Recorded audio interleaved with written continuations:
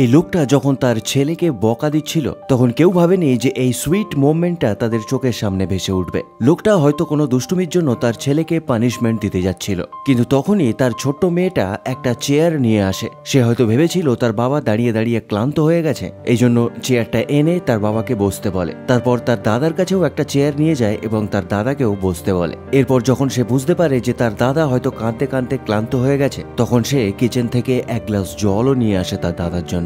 যদিও ছেলেটা জলের গ্লাসটা নেয়, কিন্তু তবুও সে ভয় পাচ্ছিল, এই জন্য ছোট্ট মেয়েটা কিচেন থেকে কিছু খাওয়ার জন্যও নিয়ে আসে। কিন্তু তারপরেও যখন বাচ্চা মেয়েটা বুঝতে পারে যে তার দাদা ভয় পাচ্ছে, তখন সে সোজা তার বাবার কাছে যায় এবং তার বাবার হাত থেকে হ্যাঙ্গারটাকে ফেলে দেয়, যেন সে তার বাবাকে বলছিল যে দাদাকে আর বকা দেওয়ার দরকার নেই। তারপর সে হ্যাঙ্গারটাকে ফ্লোর থেকে তোলে এবং দূরে ছুড়ে দেয়। তারপর মেয়েটা তার বাবার দিকে তাকায় এবং তার বাবাকে জড়িয়ে ধরে, যেন বাচ্চা মেয়েটা বলছিল তার দাদাকে যেন সে ক্ষমা করে দেয়। যদিও তার বাবা রেগেছিল, কিন্তু ছোট্ট মেয়েটার এই ব্যবহার দেখে তার মন গলে যায়, যার পর ছোট্ট মেয়েটা তার দাদার হাত ধরে ঘরের মধ্যে নিয়ে চলে যায়।